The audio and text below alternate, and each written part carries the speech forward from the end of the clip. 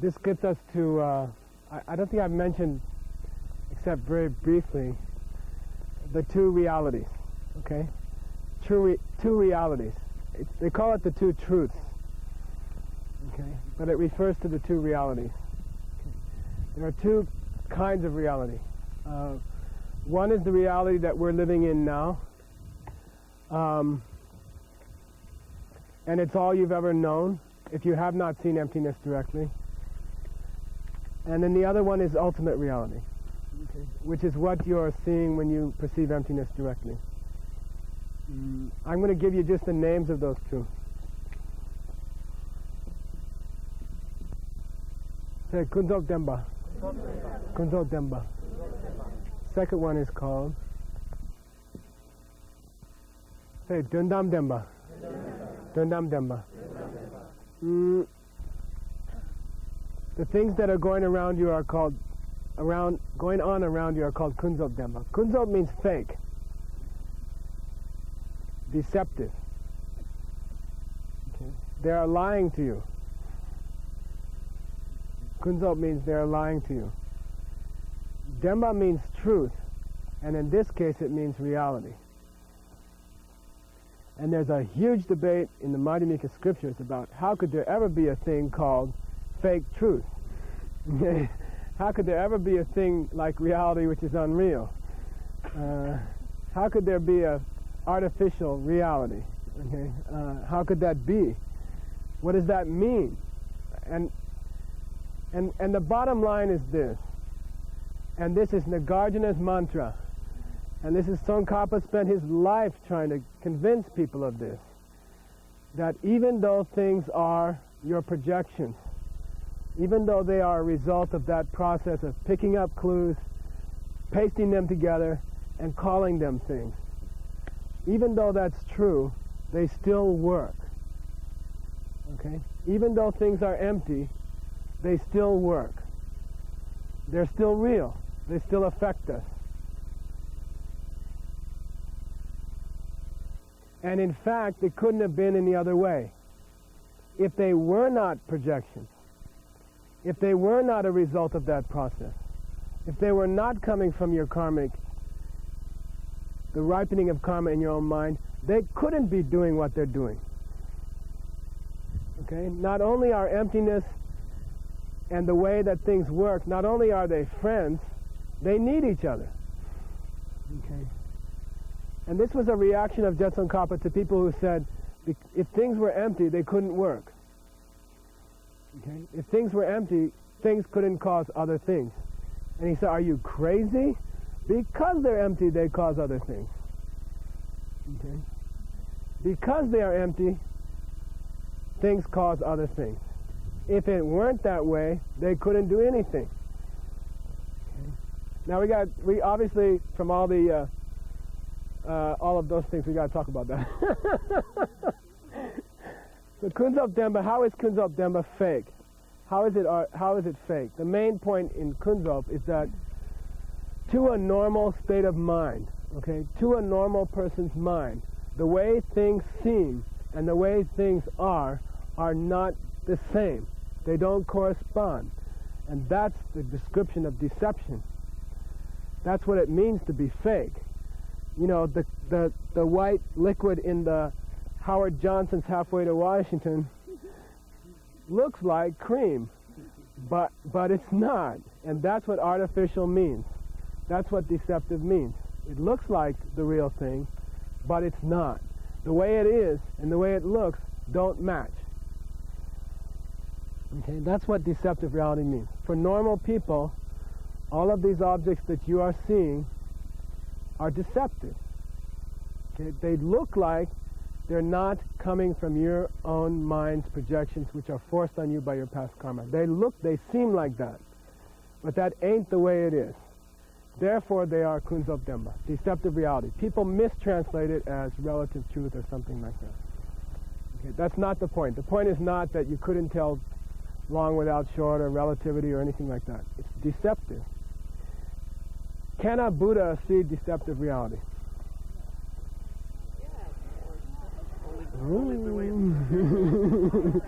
You guys debate. I'll come back later.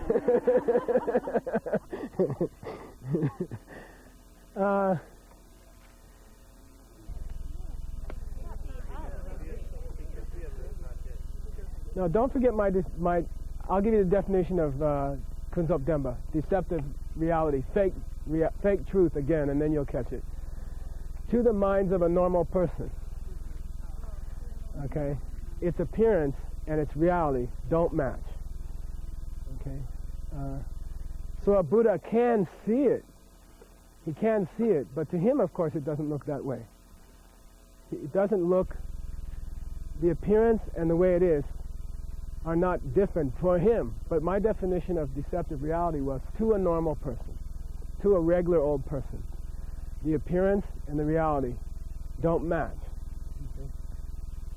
Dundam Demba, they do match. Okay? The appearance and the reality do match. Ultimate reality. Emptiness itself. Okay?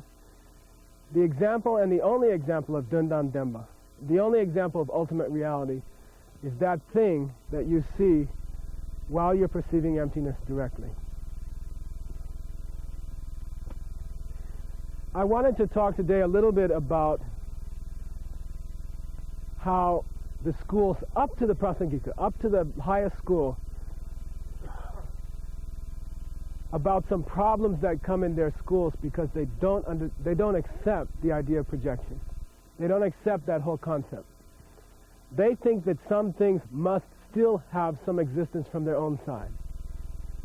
Okay? They are still clinging to a few things that must be existing from their own side. There must be, okay, not too many, maybe, but there must be some things that exist from their own side independent of our projections. What about the data that you are collecting before you synthesize it? You know, what about the color of the pot? What about the shape of the pot? What about that black thing hanging out? Aren't those existing from their own side? You didn't have time to project onto them yet. Okay? Aren't those existing from their own side? What about the object which triggers visual consciousness? That's before you even know you're seeing anything. There has to be something out there to trigger that consciousness. Doesn't that exist from its own side? Okay? Isn't that self-existent? In other words, they don't have such a problem with saying, okay, I accept that something like the stupa or a car, I understand how that it's a collection of parts. I take some parts, I synthesize it, I make a nice mental image, and I call that car. They say, okay, I can agree with that. I understand that. I accept that. But what about causation itself? What about even the karmic seed in your mind that makes you project? Doesn't that have a reality from its own side? You didn't have time to project onto that. That's causing the projection. Okay? So I understand that maybe at the end it's making a projection. But before it makes the projection, doesn't it exist from its own side? I haven't projected onto it yet. It hasn't even caused my projection yet. Can't it have a reality from its own side? And they struggle with that idea. And I'll give you some of the ideas they come up with because they don't understand emptiness perfectly. Because they're still clinging to something must exist from its own side. They come up with a few wrong ideas. And this is getting very subtle, but it's important to know. One example is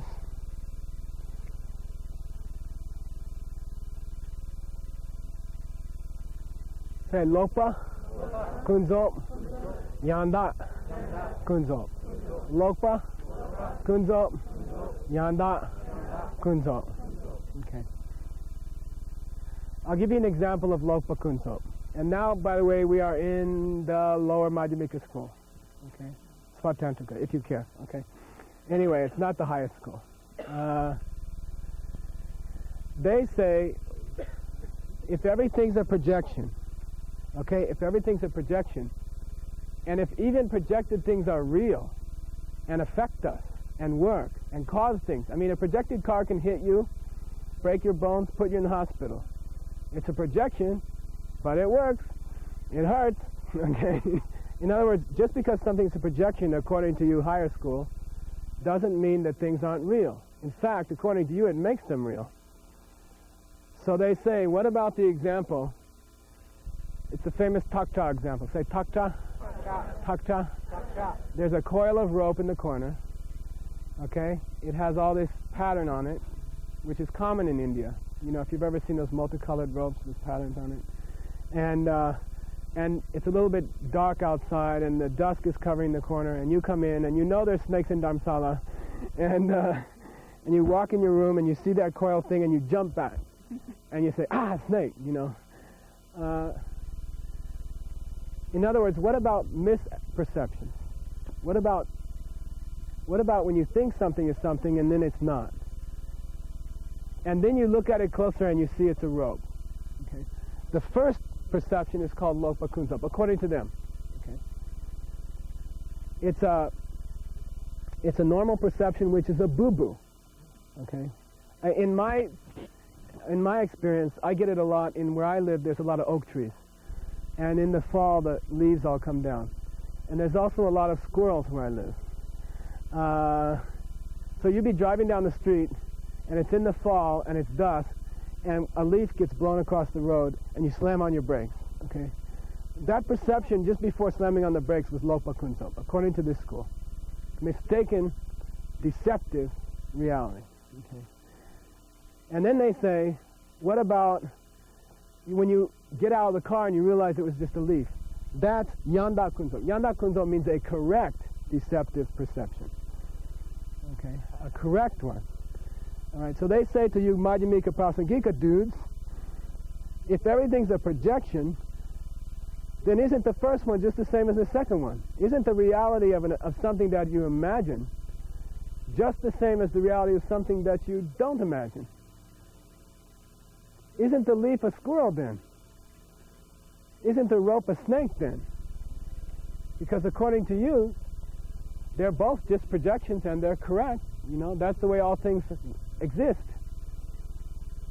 Okay, so according to you, if everything's just my imagination, then if I get run over by a car in a dream, well, I'm dead. Okay, and if you say there's a difference between them, you know, one is your imagination and one is not, well, then your whole definition of reality collapses.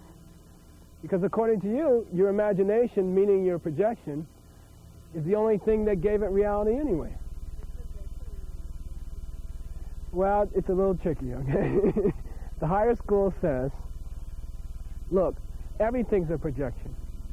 You cannot distinguish between something which is a wrong projection and something which is a right projection. They're all projections. It's useless to distinguish between a right projection and a wrong projection.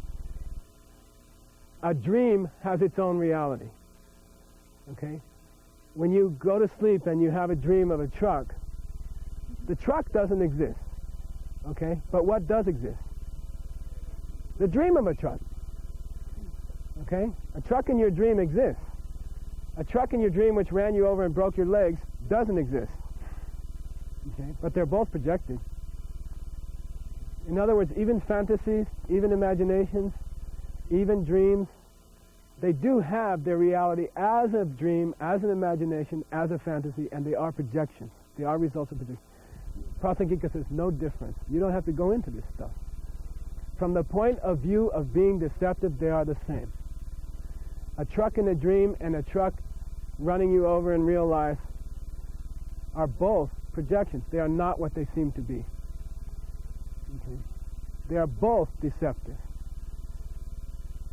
Why? Not because a truck in a dream runs you over, but because a dream truck seems to be a dream truck independent of your projections. And a truck in real life seems to be a truck in real life independent of your projections. So it's the same thing. You don't have to go into this distinction, they say. Okay? That went over our heads. Okay. Anyway, dreams are real dreams. They are not reality, but they are real dreams.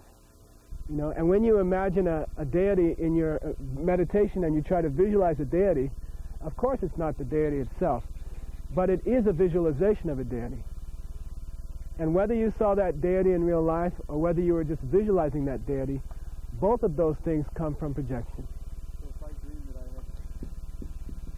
You can say wrong deceptive perception and right deceptive perception.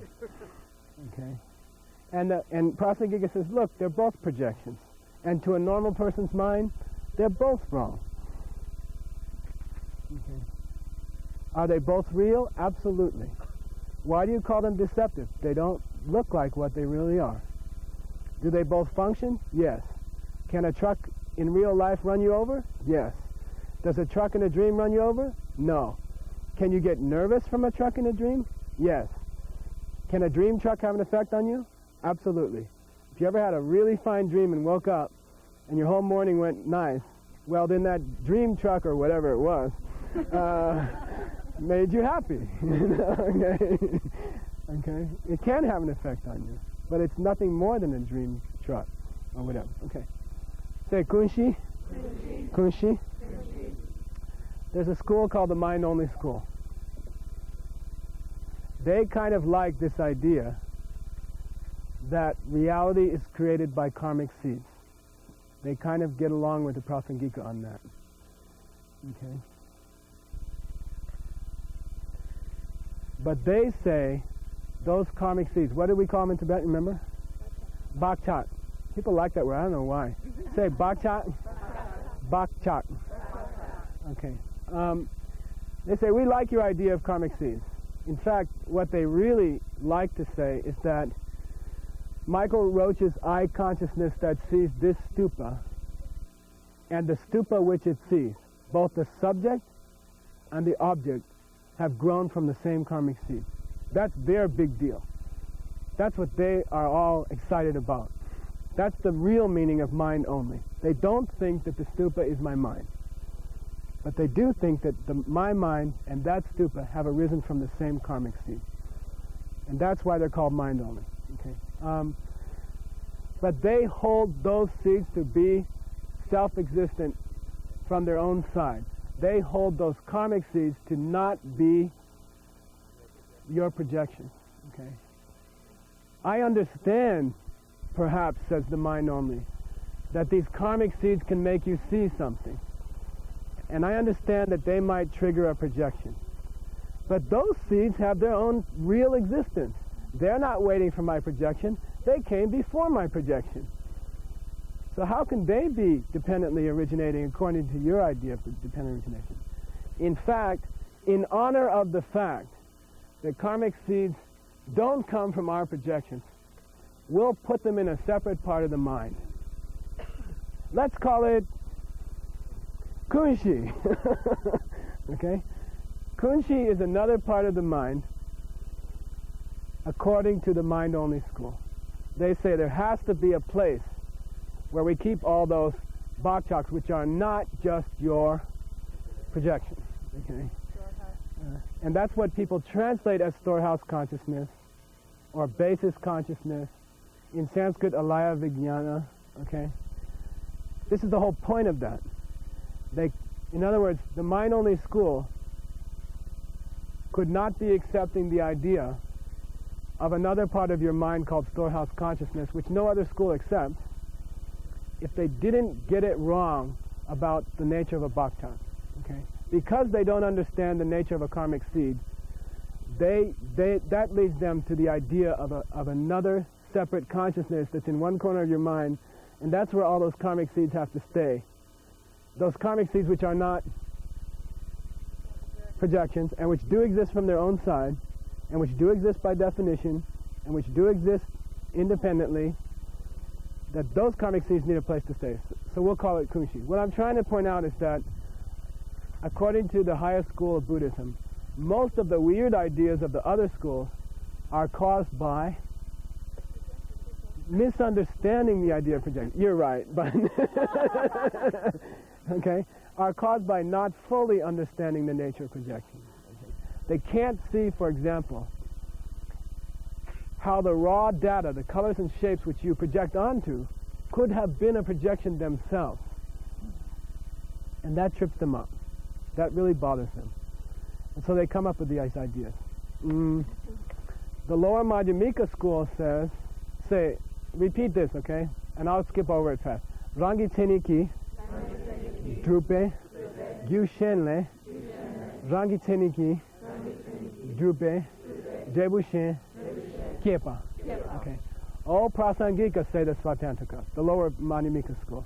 We understand how an object that stays still could be a projection. We understand. We understand that, okay, you're collecting the parts together, and we understand how that doesn't exist from its own side. But what about cause and effect itself? Okay. What about cause and effect itself? That has to have some reality outside of your projection. Okay. The causes that create your reality, those bhakchaks, for example, must have some independent existence outside of your projection. For example, the object that appeared to your eyeball just before you were aware of seeing it could not have been projected by you. It must have had some existence from its own side, independent of your projections, because the projection came after that.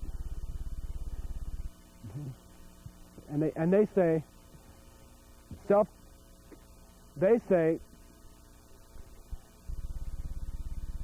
results exist naturally because they come from causes that exist naturally, meaning independent of your projections. Things that exist from their own side come from causes that exist from their own side and are independent of your projections. Okay. They accept that any particular object might be a projection. They can't see how that applies to the world itself, how things are caused, why things happen. Okay? These other schools are having a big problem with explaining what's projection got to do with why things happen, why the sun comes up, why the clock moves, why sprouts turn into trees. They don't see how that could be a projection. Okay? They accept, okay, maybe the tree, or maybe the clock. But what about movement? What about time itself? What about the fact that things cause other things? Is that a projection? Okay. They have a problem with that.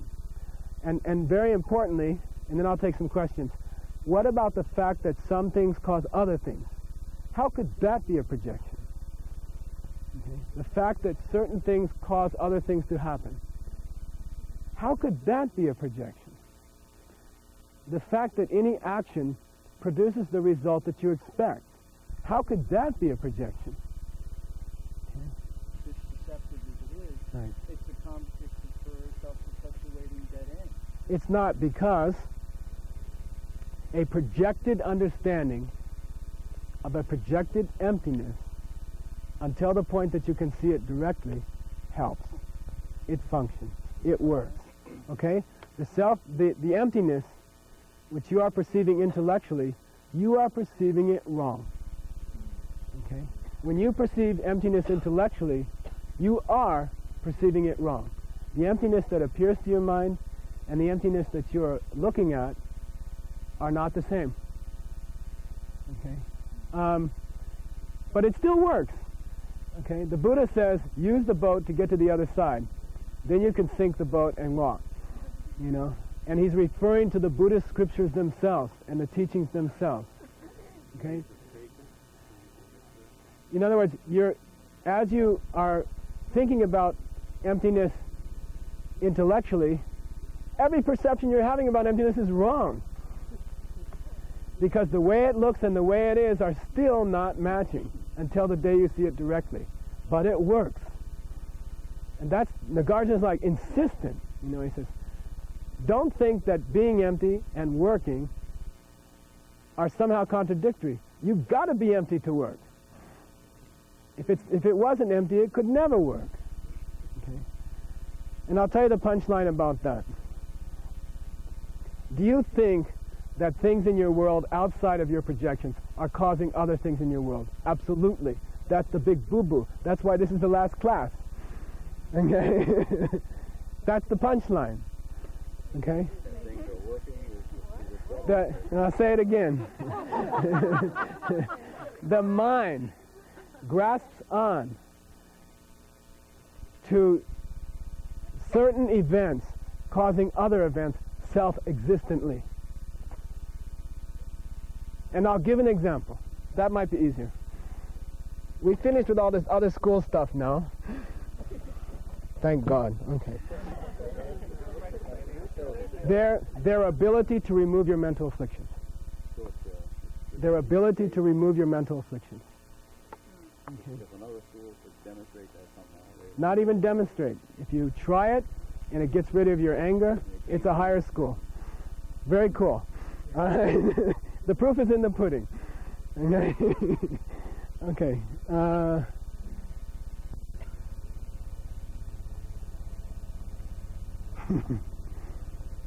So forget all the stuff I just talked about. This is the bottom line, okay? As my boss would say, Michael, don't write a report about it. Just go out and buy the diamonds, okay? Okay. Let's say you want to get rich. Okay.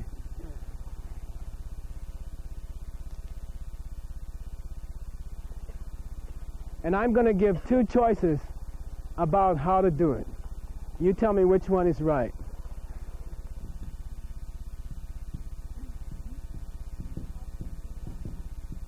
Yeah, I will.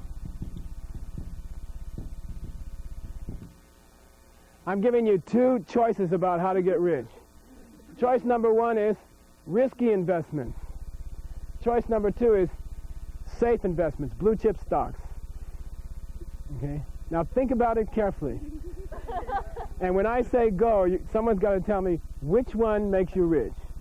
Okay? They're opposite things, right? They're contradictory actions. So think about it carefully. It's a test, okay? It's the first question on your homework, honest. Okay? If you want to get rich, should you do risky investments or should you do safe investments? Ding, ding, ding, ding, ding. Okay? All right.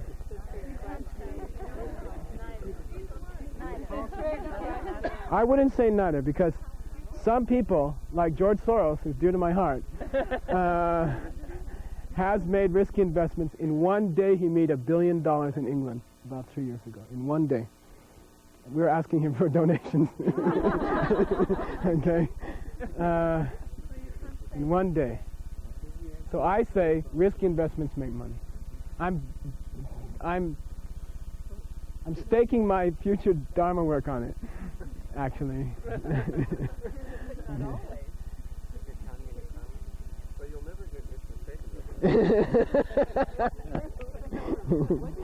He says you don't get rich from safe investments. That's not true. I mean, lots of lots of big corporations make safe investments, and suddenly they turn around and go wild. And, if you made a safe investment in the internet or something 2 years ago, if there's such a thing. But anyway, but what's the answer? I mean, these are apparent causes. They seem to cause. Sometimes they do, sometimes they don't. That is absolute proof that they are not the cause. Okay. Anytime a particular action sometimes creates the effect and sometimes don't create the desired effect, come on, wake up.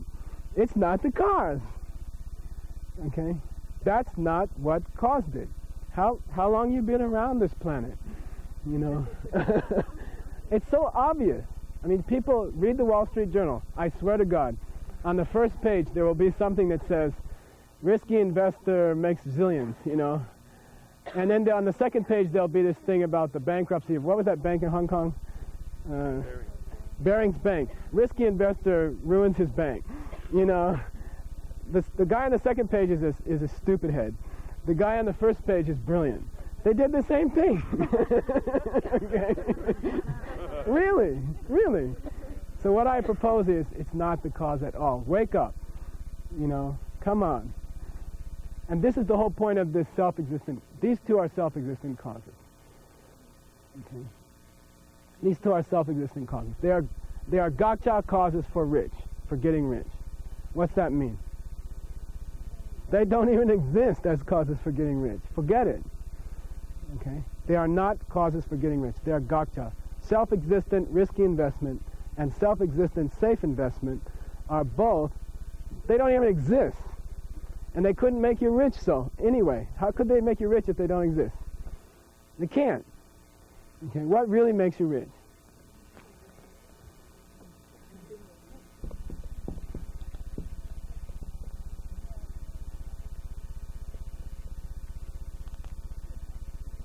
You see generous people who die poor. Okay? You see risky investors who die rich, and some who die poor. So it doesn't seem to be a cause. I have two answers to that. Okay? The first one is this relationship between certain ethical or non-ethical actions called good or bad karma, and the results you get from them, the consequences you reap from them, those laws are directly visible only to an enlightened being. Okay? Only an enlightened being can tell you, for example, if you yell at people a lot, you will live in a place that has only a very bumpy dirt road that leads to it. Okay? Seriously. If you want to know where that road came from, okay, I'm absolutely serious. Each person who crosses over that road is projecting onto it bumpy. And they are forced to do so by having spoken harsh words to people in the past. Honest. That's the real reason of a bumpy road. If that road ever gets paved, then all the people who pass over it will have what? They'll have worn out the karma they collected when they yelled at people. Okay? And that's the truth. Okay? All right? Very interesting.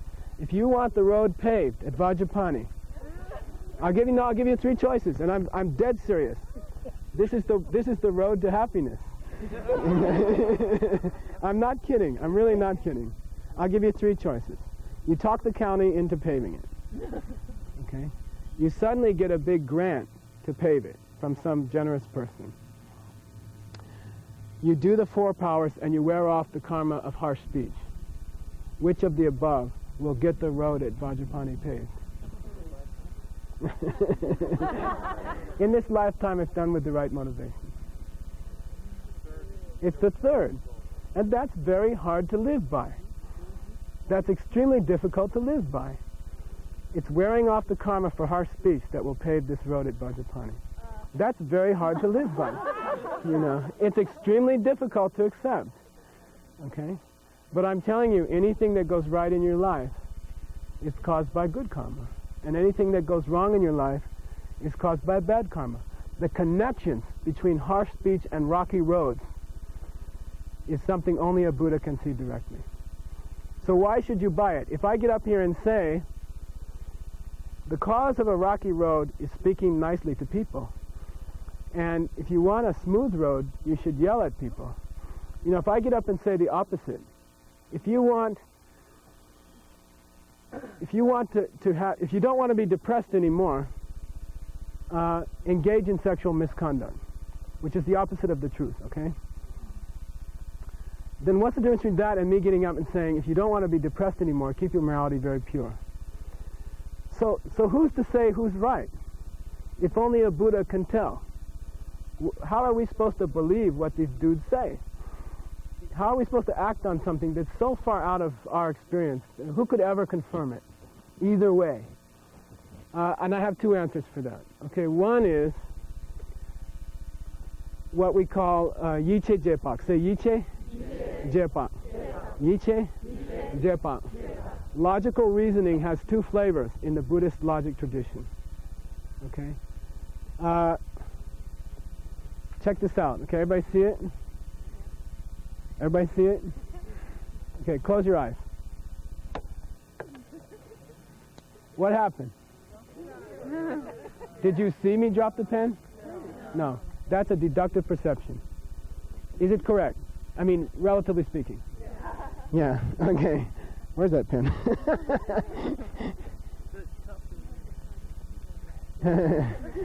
According to Buddhism, you saw that pen drop as truly as if you had stared at it and seen it drop. No difference in the validity of those two perceptions. Okay? You saw it drop as surely as if you had been staring at it. Okay, so logic in the Buddhist tradition plays as great a role as your eyeballs and your ears and your nose and your tongue. You can see things just as good with your logic mind as you can with your eyeballs and your ears and your tongue. There's two kinds of logic. That was the first kind, okay? Based on logic. I mean, you saw me holding it up, you closed your eyes, you heard a bang, you knew I was going to do something weird, and you said, he must have dropped the pen, okay? Okay. What about things like if a Buddha comes along and says, Chimgi Longju, I'm sorry, Jimbe Longju Timgi De. Say Jimbe Longju Timgi De. Jimbe Longju Timgi De. Very, very famous statement in Buddhism. Jimbe Longju means if you want to get rich, give away things. Timgi De. If you don't want to be depressed, if you want to have joy in your life, keep your morality. Okay.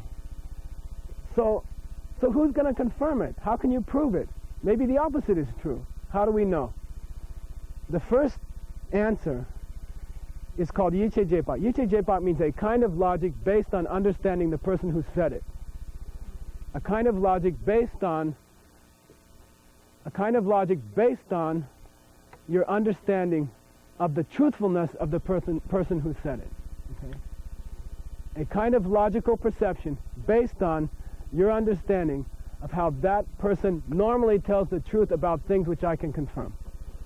Okay? The Dalai Lama, in my experience, has never lied to me about anything that I could confirm. Now he's talking about something which I cannot confirm by myself. Do I believe him or not? Normally you'd say yes. Okay? And that's the first answer to the question. The Buddha is called a Tseme Kyebu. Say Tseme Kyebu. A being of pramana. He cannot lie. If he wanted to lie, he couldn't lie. Because he has absolutely no need to lie. He doesn't need anything from lying. Okay? You have to study enough of Buddhism that everything that the Buddha said which you can confirm, you have figured out is true. Now the Buddha comes along and says, if you yell at people, this road's never going to get fixed. And then, so what are you going to do? I mean, most likely you'll believe the person. Okay? Most likely. And very importantly, the Buddha has described one true thing that nobody else describes very well. And I would say, I propose, and this is scripture, that on the basis of that one true thing that he said, you can buy the rest of what he says. What is it? The truth of suffering. The truth of suffering. Nobody else got up in front of you and said, this body's a dead end. There's no future to it. Okay? Take care of it in a what do they call that? In a sort of disassociated way, you know. Feed it well, give it good vitamins, and use it to get to where you're going. But it's going to kill you sooner or later. You know, don't get attached to it. Don't worry about making it pretty. You know, don't worry about how much muscles it has or not. Okay? Don't worry about those things. It's a dead end. It's going to kill you. Your relationships cannot go right at this point. Your job cannot go smoothly at this point. Your mind cannot be happy at this point. You are not capable of contentment. The human mind, as soon as it gets what it's looking for, which doesn't often happen, is unhappy within 24 hours and wants something else. A little bit different flavor, please. I got the one I wanted. Okay? You can confirm the truth of what I just said. You don't hear it from anyone else except the Buddha. So if the Buddha says something else that you can't confirm directly, think about buying it. Okay? That's the first answer to the question. The second answer is, if you study scripture a lot, and you study the rules of karma a lot, and you study psychology a lot, Buddhist psychology, you could pretty much come up with those things yourself. You know, you could confirm them with normal logic. Can you ever see that if you're generous, you're going to get rich? No. You can't see it with your eyeballs. And it may not happen in this life because karma ripens in 3 different stages. Sometimes it doesn't ripen in this life, and you won't get rich in this life. Okay? Can't confirm that way. Okay? That's just the way it is. Let's pick out some more things. Well, we already did. What I'm trying to say is that if you don't understand the emptiness of objects, you won't pick the right causes for reaching happiness. Okay? If you don't understand their emptiness, you won't be able to select the right causes for reaching happiness. What's the best way to get a good understanding of Scripture? What's the best way to sharpen your intelligence? Not sneezing. No. Well, Guru Yoga is a pretty good shot. Most importantly, keep your morality. It's very interesting. Buddhist scripture says that the more you are immoral, like Benjamin Franklin said, what was that? Something like, I don't know, virtuous people don't always end up pretty, but non-virtuous people always end up ugly.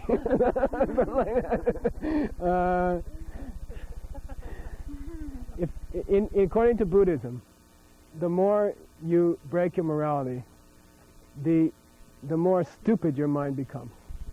Your IQ actually drops in this life.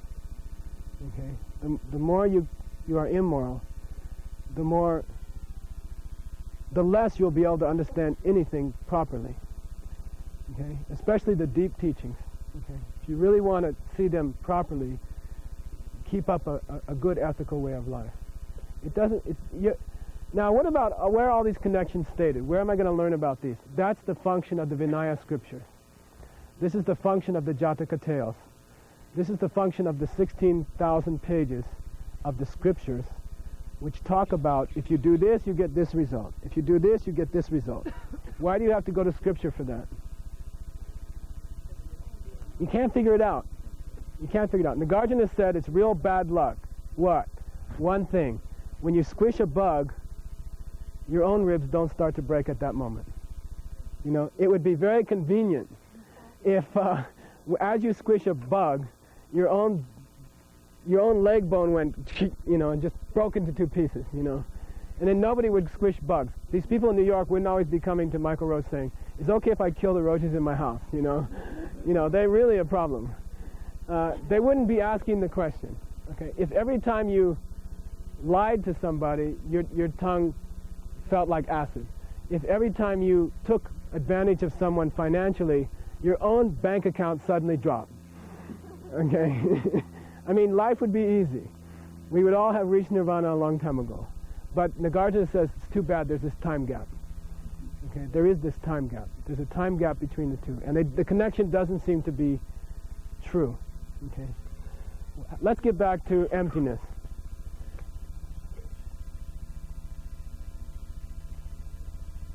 If you want to, well, I'm trying to say this. When the sun comes up in the morning, what's happening? Okay, we all have this experience of the sun. It's a communal karmic ripening, okay? We all have this experience of the sun coming up. Is the sun coming up?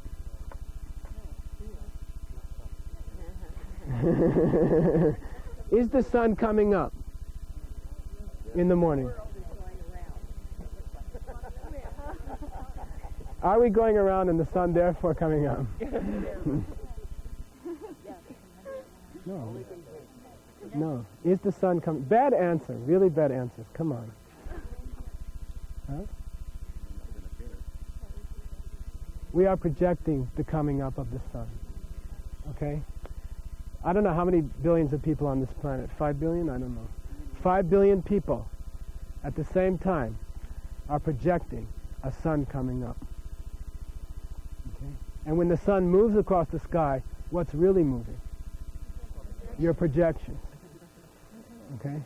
Your projections. Okay? Really. Really. Stop thinking of events as happening outside of you. It's not true. A sun which could come up in the east and move across the sky for the whole day, external of yourself, is the Gakcha. It don't exist. There's no such sun.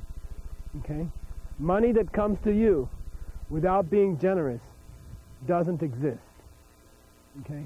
The question is not whether you make a risky investment or a safe investment, is it? It's, are you generous or not? With understanding emptiness.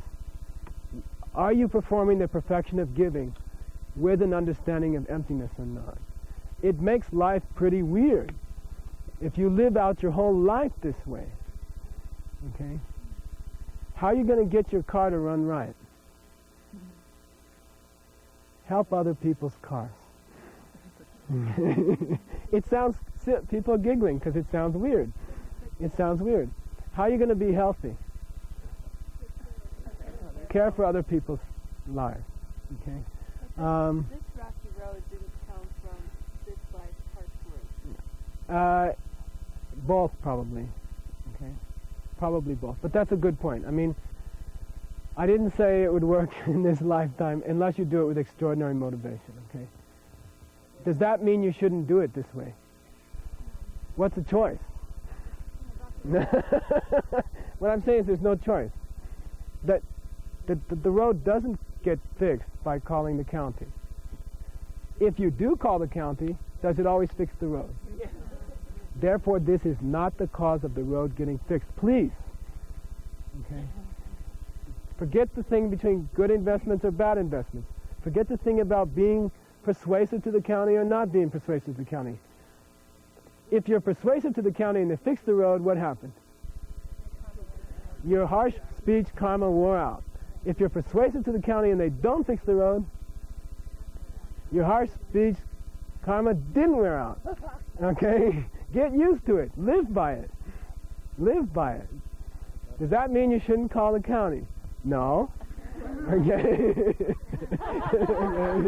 You still, does it mean if you didn't call the county, someone would come and fix the road anyway if the harsh speech karma had worn out? Right.